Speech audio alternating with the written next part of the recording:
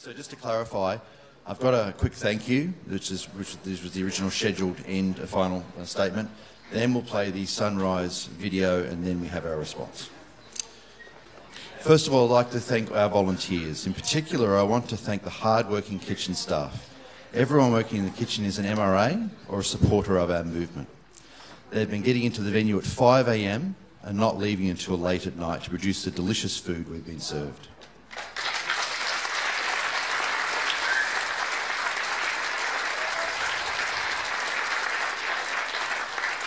In particular, I'd like to thank Christy from Men's Rights Brisbane and A Voice for Men, who has planned and organised the food. She has been an essential member of the conference organising committee. Along with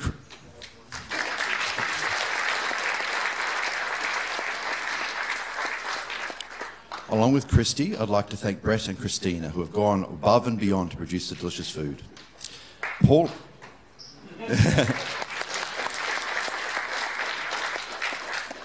Paul Elam has worked tirelessly on this conference. Paul wished very much to be here, but circumstances prevented this from occurring. I'd like to thank Mike Buchanan from Justice for Men and Boys and the Women Who Love Them. Mike has come to us from the UK. Mike ran ICMI'17, and his advice and help with ICMI'17 has been invaluable. A big thanks to Tom Caulfield, who made his way from the UK to take the position of official videographer for ICMI'17. His involvement has been invaluable as well. You'll see him running around all the time. It's great. I want to thank all of the MRAs and friends that have helped us here. Some were official volunteers and some just pitched in to help when they were needed. We had a few hiccups along the way, but I have to say I can only consider the conference to be a success in the end. Thank you to all the attendees, many of whom have travelled thousands of kilometres. Without attendees, there would be no conference. ICMI'17 was brought to you by A Voice for Men, Justice for Men and Boys, Save India Family Foundation, the India Men's Welfare Association, and the Australian Men's Rights Association. Thank you.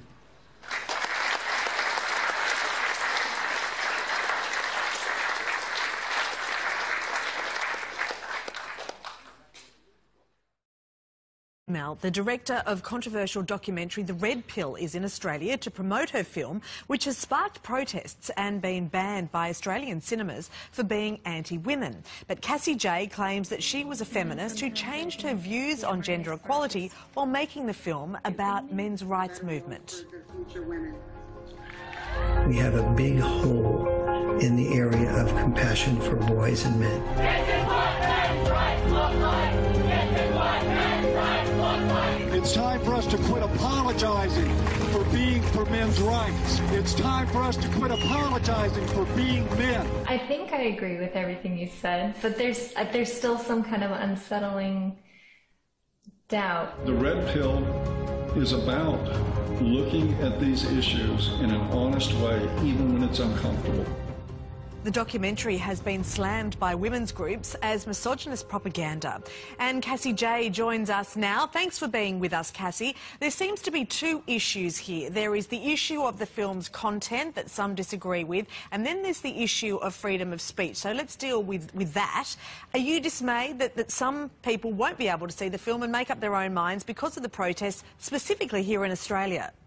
Absolutely. I think people need to see the film in order to have an opinion about the film, and unfortunately in Australia we've had so many screenings pulled from theatres that it's preventing Australians from being able to see the film for themselves. Yeah, which, you know, as you say, sort of restricts the conversation that we're able to have around this. Now, on the content of the film, Cassie, I mean, I think it's really interesting and it's important probably to highlight some of the issues that men are facing in the modern world that they feel are, you know, really holding them back or getting them down. But can I ask you this? If you wanted to make a film about the issues facing the modern man, why did you have to focus on the views of these extreme misogynists of the men's rights movement, people like Paul Elam. Why do you highlight men's issues by promoting men who minimise women's issues? Well, you have to see the film to see why I interviewed Paul Elam, because I had been a feminist of about 10 years before making the Red Pill movie, and all my previous work was about women's issues or gender, LGBT rights, gay marriage, that sort of thing. I've always been interested in gender politics, and I came across Paul Elam's writings on avoiceformen.com, and I was shocked and appalled and offended as a feminist woman. And so I decided to make a film about a voice for men and the men's rights movement and the large scope of that, because no one had ever made a film about the men's rights movement before. And so I interviewed 44 different people for this film, feminists and men's rights activists. And, it's a very complicated topic when looking at men's issues. It is, you're absolutely right. But it just seems to me that you don't really question their views in the film. Did you see the film? Well, we saw as much as we could because your publicist wouldn't send us the full thing. I sent you the screener link actually to the full film. So we watched as much as we could, yeah. But you could also buy the film on Google Play, no, we Vimeo, couldn't. We tried to do that and we couldn't. Be that as it may, it just seems from what I have seen of the film, there's not a lot of questioning of some of their views. That's all. Yes, there is. Absolutely. If you've seen the film, you would see the questions that I asked and their answers. And this film is not propaganda. I'm not promoting any kind of view that the viewers should take away. It's simply a journey looking at what men's rights activists have to say, what the feminist rebuttal is, and the audience is able to make up their own mind. Well, just on Paul Elam and about the questions that you asked him, did you ask him about his writings where he had encouraged people to go out and bash women? Yes, or about I did ask his him rape about apology? all of that. But was that included in the film? And what did he say about that? Yes, it is. And yes. did you agree with his original writings on that? I do not agree with his approach and his kind of provocateur approach to these issues, but at the same time, the way that he tries to get people to listen is by offending them to get them to read his website. And ironically enough, that's what got me to make the film. Was I was offended by him, and so I looked deeper. I went down the rabbit hole, and that's the Red Pill movie. Yeah, well, I mean, we've done a lot of reading around Paul Elam over the years. In fact, we've interviewed Paul Elam, and there's no denying that a lot of what he says is deeply misogynist. My concern, Cassie, is just is that in setting up these guys as the spokesman for the issues that men face, we promote an opposition between men and feminism that's counterproductive to the genders working together to solve everyone's problems. My film looks at what men's rights activists have to say, all the different voices and approaches to this conversation, and what feminists have to say, and it's just allowing the viewers to make up their own mind. I think we have to have this conversation about what is going on for men in family courts and male disposability and falling behind in education and paternity rights and all of these things. I totally agree that they are all conversations worth having. Why not have them with regular men, not guys who are in charge of the most misogynistic, anti-woman, anti-feminist organisations in the world? I interviewed Dr. Warren Farrell, who is very even-minded. I also interviewed Mark Angelucci, an attorney who works on behalf of men's issues. I interviewed Fred Hayward, who is a father who lost his custody of his son.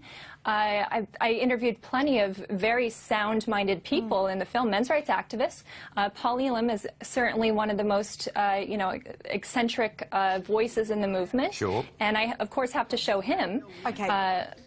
Cassie, why did you decide to renounce your feminism after this and say that you're not a feminist anymore?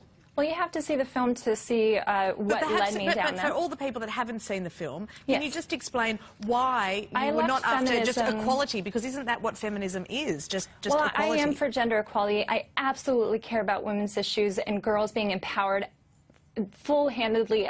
That is my innate passion in life, was looking into women's issues. That's why I spent 10 years making films about women's issues, and I still hold true to that. But feminism is an ideology that really wants to keep the blinders on, just looking at women and girls' issues and blaming men for women and girls' problems. And they don't look at male victims, and I think we need to look at male victims if we're talking about gender equality. Of course. Sure. I mean, I think you could be feminist and still, look at men's problems. I mean, you're talking about a very, very small slice of feminism that's got blinders on. It's like saying all feminists are like...